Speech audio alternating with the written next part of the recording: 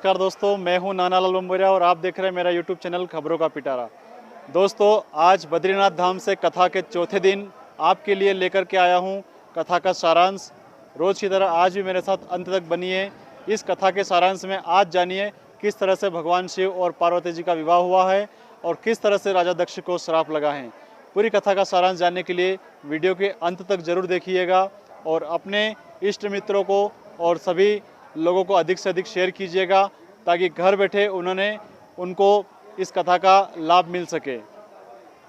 पुराण की जय। सभी श्रद्धाजनों से निवेदन है कि हमारे बीच में श्री नानालाल जी बम्बोरिया साहब खाचरोद वाले जो एक चैनल चलाते हैं खबरों का पिटारा, आपके द्वारा नित्य जो महाराज जी कथा कहते हैं वो मोबाइल के द्वारा वो सारांश आपके द्वारा बताया जा रहा है। और चार धाम की महिमा गंगोत्री, यमुनोत्री, केदारनाथ और बद्री विशाख उत्तराखंड देवभूमि की जितनी भी महिमा है आप खबरों के पिटारे में देख सकते हो। आपके ही परिचित श्री नानालाल जी बम्बोरिया जो कि खाचरोद में निवास करते हैं, आपके द्वारा रतलाम में, खाचरोद में, उज्जैन में इनकी खबरें चलती है। आप इनसे संपर्क कर सकते हैं। इसमें लिखा हुआ है कि यहाँ से जाने के बाद धाम की महिमा को ना भूलें, इसलिए इन खबरों के माध्यम से इन्हें रोज याद करा करें और खबरों को देखा करें। वे चिरजीवित जो है वो मार्कंडे ऋषि है, अभी भी भजन करते हैं, अभी भी महाराज भगवान महादेव का भजन कर रहे हैं। ऐसे महादेव हमारे। आज महाराज आप लोगों ने सुना ब्रह्मा जी ने सृष्टि की रचना की। उस रचना में मानसिक सृष्टि की जिसमें संध्या का भी निर्माण हो। यही संध्या जो है आगे चल करके वशिष्ठ जी की पत्नी अनुसुईया अरुंधति जी हुई और अरुंधति जी के आप कभी देखो आकाश में तो सप्त ऋषि तारामंडल होता है, उनमें वशिष्ठ तारे के साथ में एक तारा होता है, उसको कहते हैं अरुंधति तारा। ये अरुंधति तारा अगर नहीं दिखता हो ना, नहीं दिखता है तो शिव महापुराण में आता है कि न देखने पर मृत्यु का संकेत समझना चाहिए। मृत्यु के कुछ संकेत होते हैं। जो व्यक्ति ध्यान साधन भजन करता है उसको पता लग जाता है कि मृत्यु का अब संकेत मिलने लगा है। कैसे कैसे संकेत होते हैं? अरुंधति तारा नहीं दिखे तो 6 महीने के बाद में मृत्यु जानना चाहिए। और यदि दीपक की गंध, जो दीपक बुझ जाता है तो उसकी स्मेल होती है, उसकी गंध होती है। अगर वह नहीं आपको महसूस हो तो समझना चाहिए मृत्यु पास में। यदि मित्र की बात अगर उल्टी जान पड़े, घर वाले जो कहें उसका विपरीत जान पड़े, तब भी जानना चाहिए। चंद्रमा विचित्र युक्त दिखे तो मृत्यु का संकेत है। अपनी छाया शरीर की न दिखे तो समझना चाहिए। और अपन दोनों हाथों की अंगुलियों से कानों को बंद करते हैं तो समय में अंदर से प्राण ध्वनि साय साय प्राण ध्वनि आती है। अगर ये प्राण ध्वनि अगर सुनाई न पड़े तो समझना चाहिए मृत्यु पास में है। ऐसे अनेकों प्रकार के यह संकेत भी शिव महापुराण में आए। तो सबसे पहले हिंदू सनातन सनत कुमार इन ऋषियों को प्रकट किया। ये किसी 10 ऋषि प्रकट हुए और इनसे सृष्टि आगे नहीं बढ़ी। तब भगवान महादेव का ध्यान किया ब्रह्मा जी ने कि क्या करें, कैसे सृष्टि बढ़ाए। तो महादेव जी ने उस समय में कोई कुछ बोले नहीं और एक रूप ब्रह्मा जी के सामने प्रकट किया। अर्धनारीश्वर भगवान, आधा शरीर जो है वह है महादेव का और आधा शरीर पार्वती जी का। ऐसा स्वरूप प्रकट किया और तुरंत पर ध्यान हो गए। तो इतने में इशारा समझ में आ गया कि हमें एक जोड़ा प्रकट करना है। तो ब्रह्मा जी ने आगे सृष्टि का निर्माण आरंभ किया।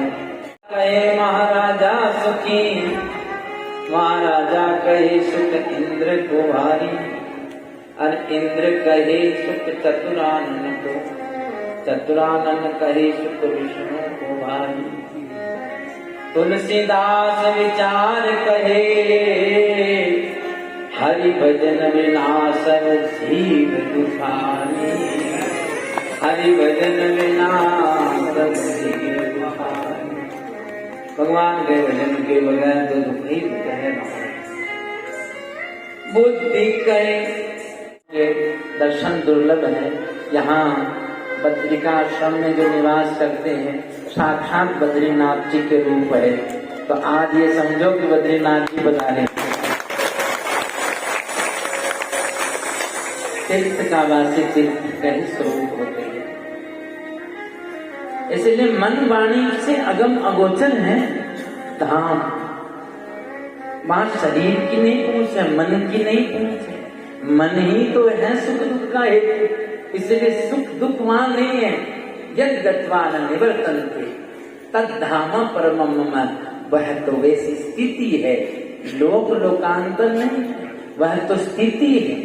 उस स्थिति में चला जाए तो फिर जीव पुनः इस माया के चक्र में, इस आवागमन में फिर नहीं आता, फिर आना जाना बंद हो जाता है। यही बात समझा रहे हैं श्री नारद जी महाराज कि यदि सृष्टि का अंत नहीं जाना तो फिर तुम इस संसार में फंस जाओगे। अगर संसार में तुम सृष्टि का अंत समझ जाओ तो तुम फिर इस संसार में फंसोगे नहीं। बीज को भून देने से फिर वृक्ष नहीं बनेगा, फिर वह चक्र टूट जाएगा। महाराज कैसे बीज को भूना जाए, कैसे हम इस चक्र से छूटा जाए? तो कहा सर्व कर्माणि ज्ञानाग्नि सर्व कर्माणि भस्मसात् कुरुते कुथा। ये ज्ञान की अग्नि है, ज्ञान की अग्नि लगती है तब यह वासना का बीज जल करके भस्म हो जाता है। और जब बीज भस्म हो जाता है तो तुम उस धाम को प्राप्त हो जाते हो, फिर उस स्थिति को प्राप्त हो जाते हो, जा करके आना ऐसा वह धाम। तब नारद जी ने जब उनको समझाया, कहा कि फिर वह कैसा ज्ञान है, वह ज्ञान कैसा है? तब उस ज्ञान को पाने के लिए फिर इन दोनों पुत्रों ने उस ज्ञान का आश्रय लिया। और एक बार जब कोई अमृत का आस्वादन कर ले फिर वह खारे जल में क्यों जाएगा? प्यारे, क्यों खाना जल पिएगा?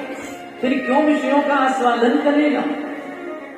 एक बार यदि कोई उस परमात्मा के उस भगवत रस का आस्वादन कर ले फिर वह इस माया के, इस विषयों के रस में जाने का उसको कोई तनिक भी इच्छा नहीं रह जाएगी। वो कथा सुना रहे थे, बोले कि यहाँ पर श्री नारद जी का साप काम नहीं करता। दक्ष का सांप जो है यहाँ काम नहीं करता। नारद जी 6 महीना तक यह सेवा करते हैं। साप तो उनको है कि एक घड़ी ज्यादा रुक नहीं सकते, पर यहाँ 6 महीना रुक करके, हाँ 6 महीना मनुष्यों की सेवा है और 6 महीना श्री नारद जी प्रमुख अर्चक है। यहाँ पे नारद जी सेवा करते हैं, यहाँ साप काम नहीं करता।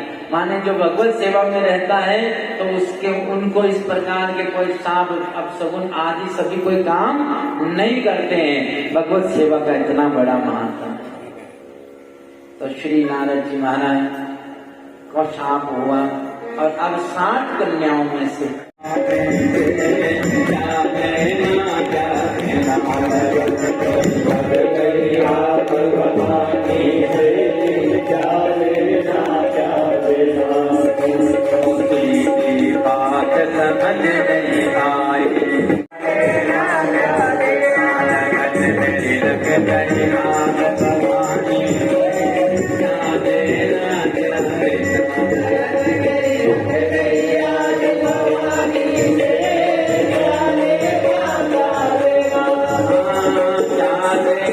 जावे ना जगत से जाने ना जावे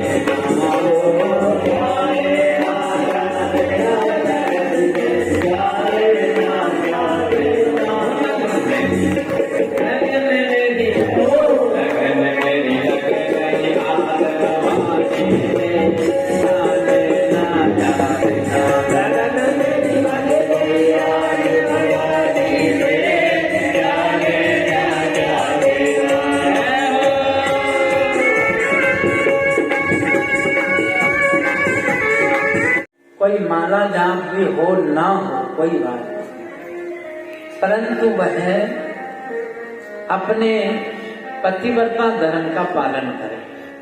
यदि पतिव्रता धर्म का पालन करें तो निश्चित रूप से वह चाहे कोई जाप अनुष्ठान इत्यादि कुछ भी ना भी करे तब भी उसका उद्धार हो जाएगा, तब भी कल्याण हो जाएगा। ऐसा शिव महापुराण है। और ऐसी पतिव्रता जो महिला माताएं हैं वह यदि तीर्थ में भी जाती है ना तो तीर्थ को जो है वह भी भगवान के पास में गया कि बोले महाराज मेरे भीतर आकर के लोग नहाते हैं, अपने पाप को मेरे भीतर छोड़ देते हैं, मेरे भीतर सारा पाप आ जाता है, तो क्या मेरा भी उद्धार का कोई उपाय आपने सोचा है? भगवान बोले कि आपका भी उद्धार होगा।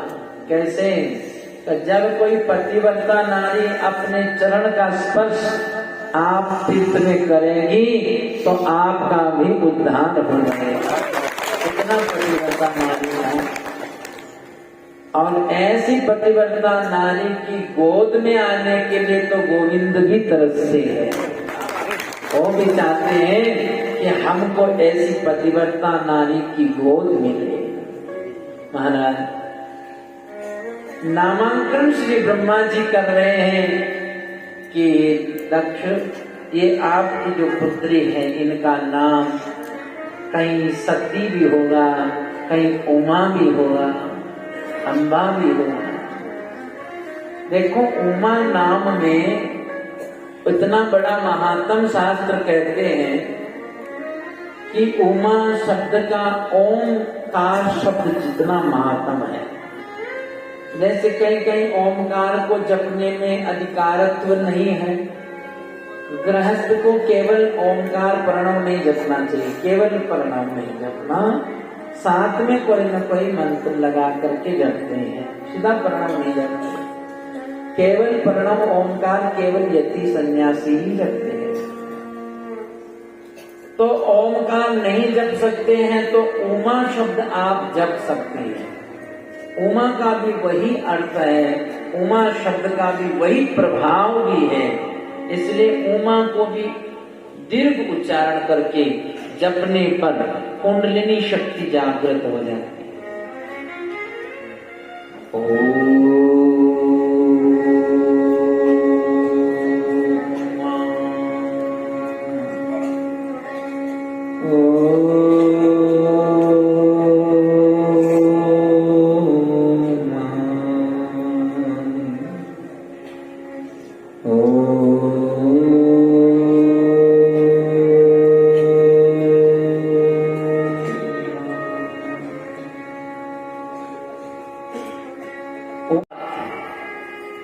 बहुत ज्यादा बातें करने वाला भी ठीक नहीं है, साधक को वाचाल नहीं होना चाहिए, जितना रहे कोशिश करना चाहिए, मौन रहना चाहिए।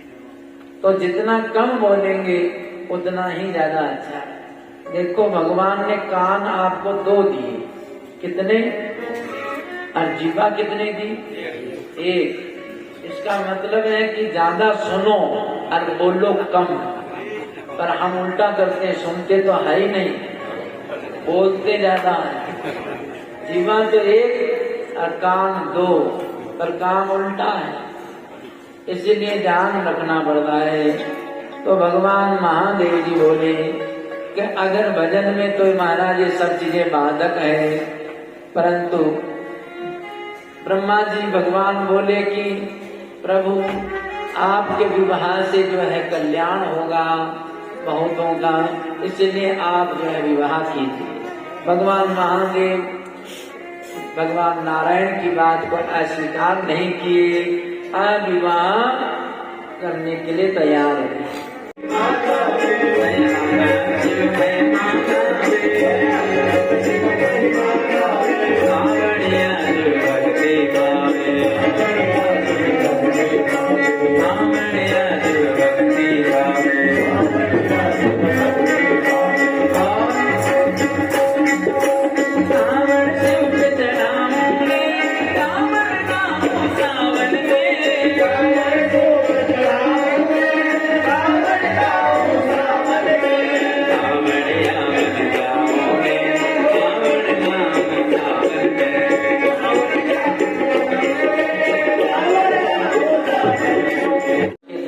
मंत्र का अनुष्ठान होता है और समृद्धि प्राप्ति के लिए भी इसका अनुष्ठान होता है।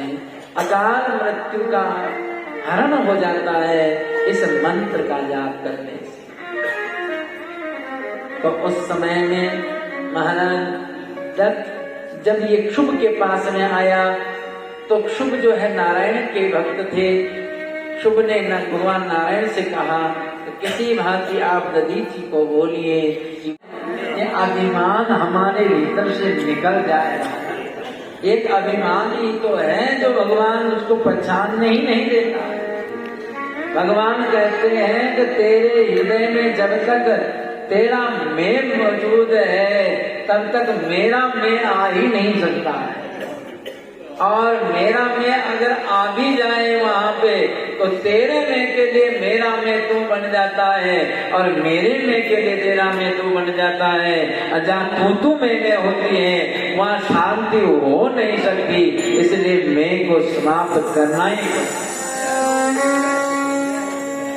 एक ही रह जाता महाराज। इसलिए वह तो भक्ति ज्ञान आदि साधन के द्वारा हृदय कैसा हो जाए, प्रेम गनी की बढ़िया अच्छी सी धोती और पंडित जी के लिए ऐसे वैसे ले दो। वहां पर जो कोई उदारता दिखाए तो बात कुछ खास है अपने घर बनाने के लिए। हाँ जी, बढ़िया बढ़िया पत्थर लगाते हैं, रंग रोगन करते हैं, सजाते हैं। अरे किसी कोई धर्म स्थल बन रहा हो, कहीं गौशाला बन रही हो। हमारे पूज्य सियानुज धाम आश्रम हरिद्वार वाले महाराज जी के गौशाला में सेवा चल रही है, तो अब गौ सेवा में कहीं दान करना पड़े, अब वहां हमें अपने काम हो व्यक्ति बढ़िया खूब धन खर्च करता है, खूब पैसा खर्च करता है, बड़े बड़े नोट लेता है, और कहीं अगर दान देना पड़े ना तो भीतर से सबसे छोटा नोट निकालता है। मोदी जी अगर हमको मिल जाए ना तो हम उनको कहेंगे कि 10 का नोट बंद कराओ। जहाँ जाए वहाँ 10 का नोट बनाओ, 10 से ऊपर बढ़े नहीं। कभी आप देखो कितने साल हो गए परंतु 10 का नोट ही चल रहा है, दान करना हो 10 का नोट चल रहा है।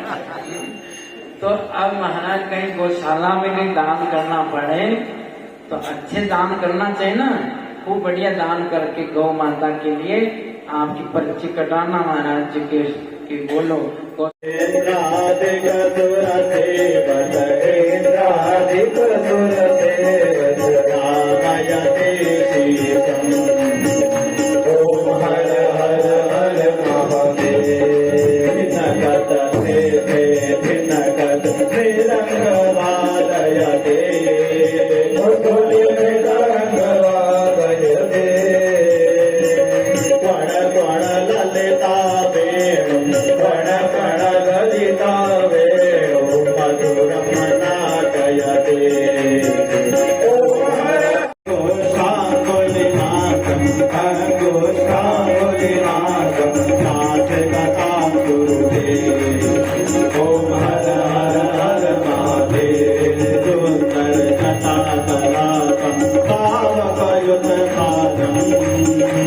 Hare